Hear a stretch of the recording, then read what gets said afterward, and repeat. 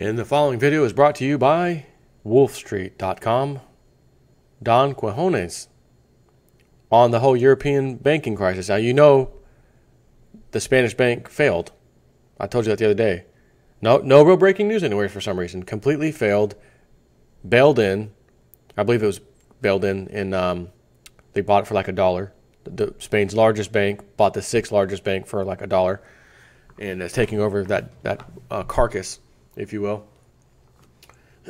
So this title of this one is Bail-in Era for Europe's banking crisis begins. And I think he's going to be right. This isn't going to be the first. It is not, under any circumstances, going to be the first. We've already seen this. And it certainly isn't going to be the last. The steam is going to start picking up, okay? Or is it picking up steam? Steam isn't picking up, but it's going to pick up steam.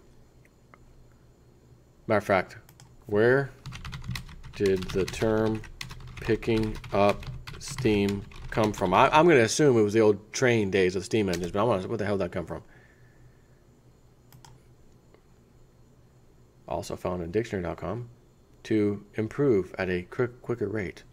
To start to be more effective or successful. Okay, but where did it come from? Where did it come from? Who made this up? What does it mean?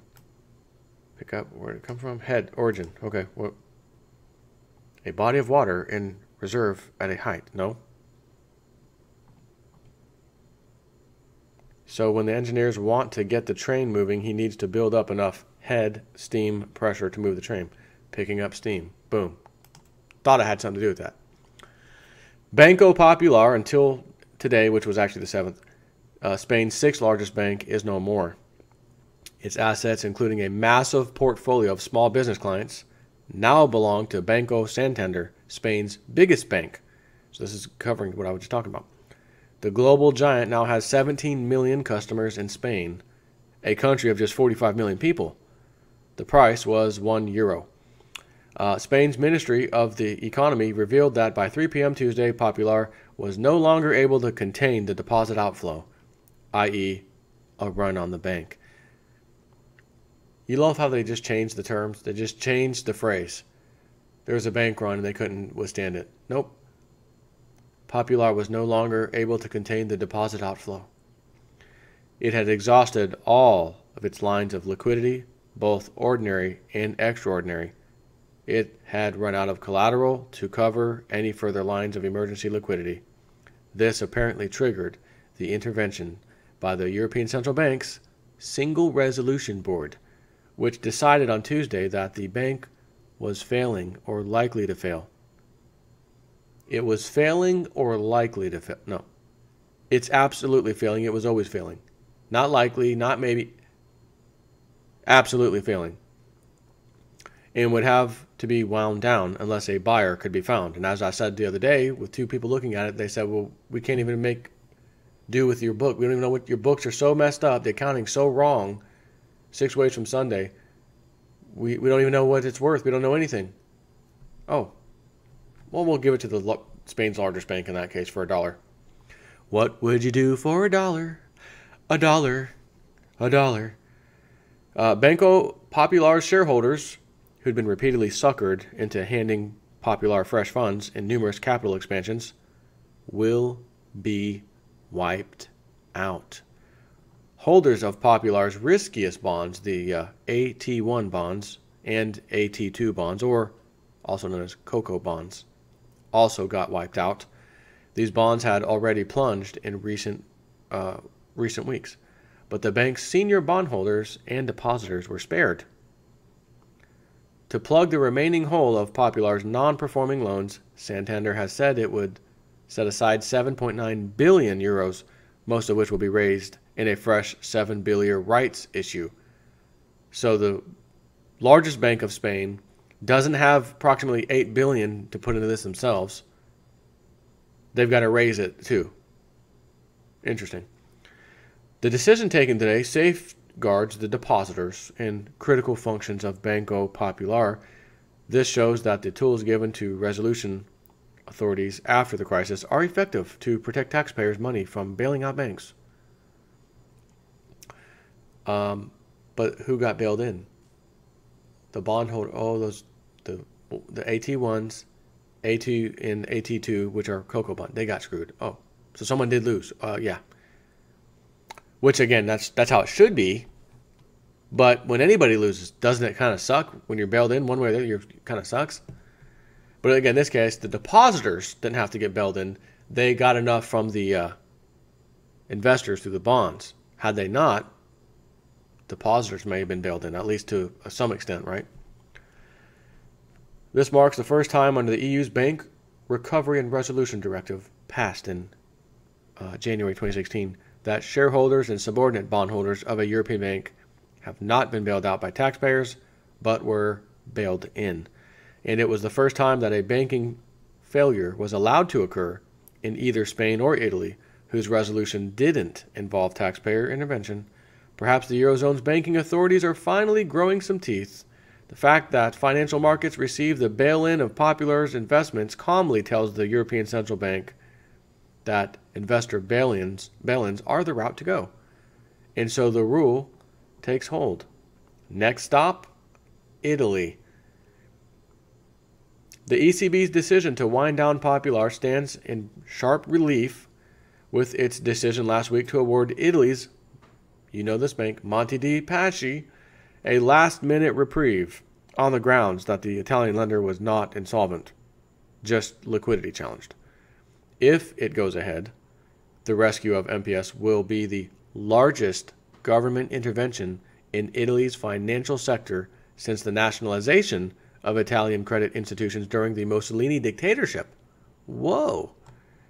MPS's stay of execution probably had a lot more to do with its size and relative degree of systemic importance, i.e. contagion threat. We don't want this spreading. Than the state of its financial health. But Italy is brimming with teetering mid-sized banks that, like Banco Popular, are perfect candidates for a bail-in.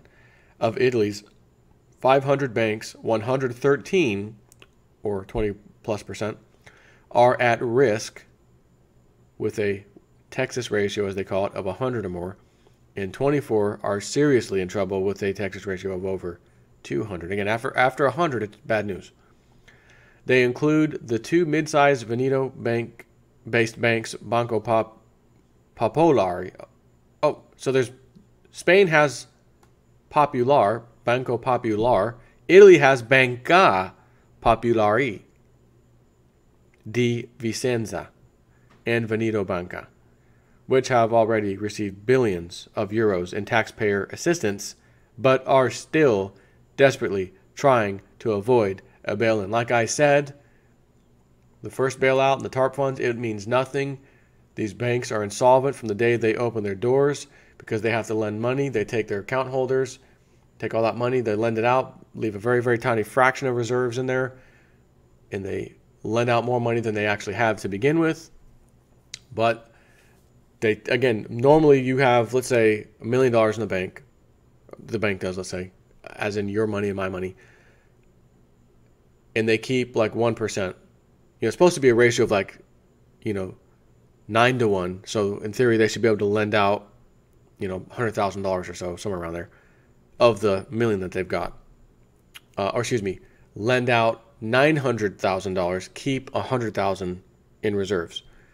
But banks really like to lend money, and then some of that doesn't get paid back, and they become losses, et cetera, et cetera, et cetera. And then that $100,000 becomes $90,000, becomes $80,000, becomes $60,000. Yet there's still $900,000 of loans out there, and there's people coming and doing their daily transactions, and the money's dwindling, and then you have a need for a bailout. They get the bailout, everything's fine, you have nothing to worry about. Rinse and repeat, same problems, worse this time. Again, rinse and repeat. We're going to have the same issues here. It's why JP Morgan said, medium-sized banks, smaller banks, you need to start merging now, literally before the end of the year. They said that, not me. JP Morgan said it. The club.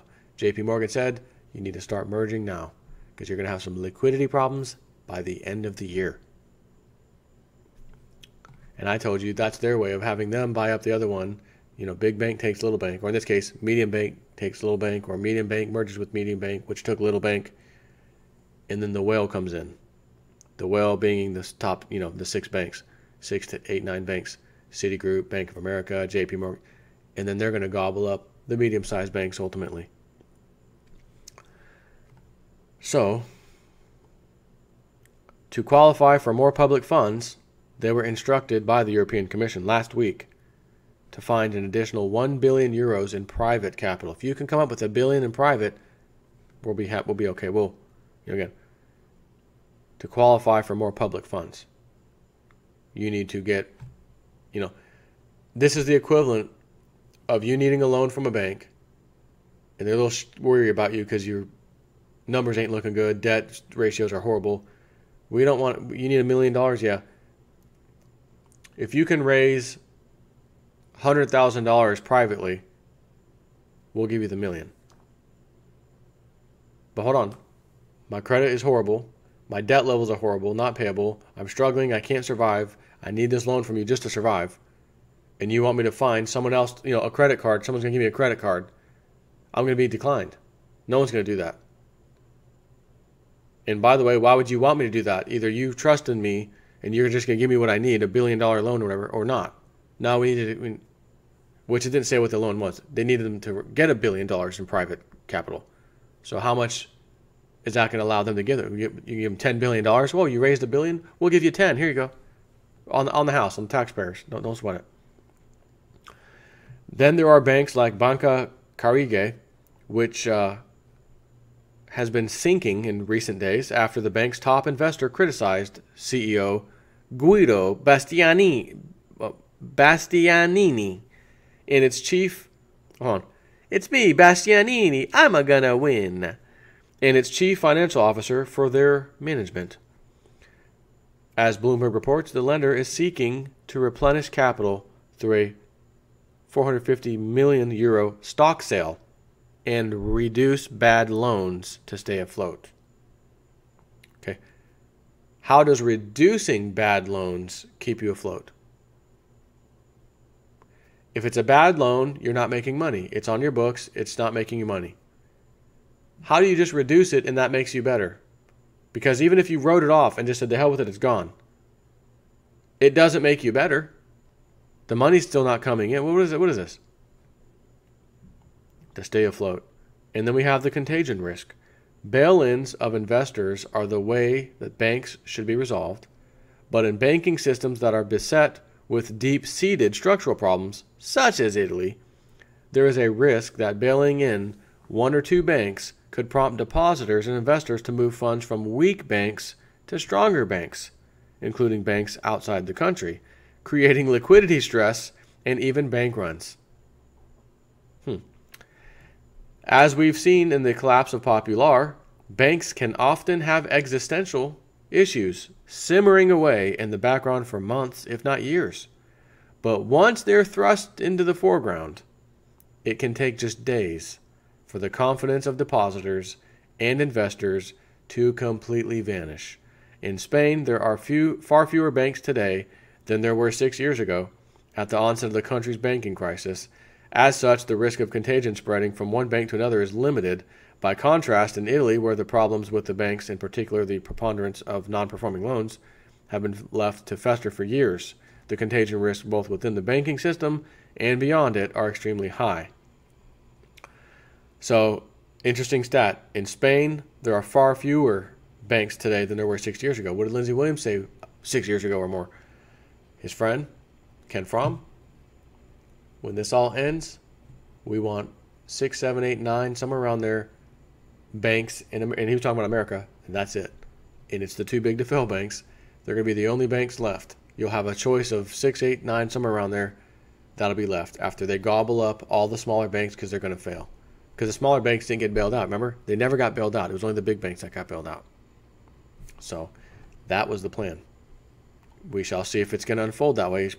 Kind of looks like it's going that way. Again, JP Morgan, you guys need to merge and buy up the small bank. Why? So we can then buy you up when you need to be bailed out. There'll be no bailout. We'll come in and scoop you up. We got all the money. We've got tons of cash in our coffers from the bailout days and from the Fed literally just handing us money and us giving them the trash, non-performing assets that they gave us trillions for. We got some money in the bank. Because, honey, you look better than money in the bank. That's for some old school country folks, which I learned working at that auto shop, because that's all they played all the freaking time. Country, country, country, mid-90s. And then I found myself jamming a little bit. Yeah, that's kind of a good song. Black Hawk. Oh, is it Black Hawk? Yeah, it's kind of good. It's got some good. Nice little harmony, yeah. Brooks and Dunn. Whoa. Okay. And next thing you know, I'm jamming out to some country. I don't jam out to country these days. There ain't nothing good about it these days that I can take a liking to. But anyways, I'm out. Take care, guys. And gals.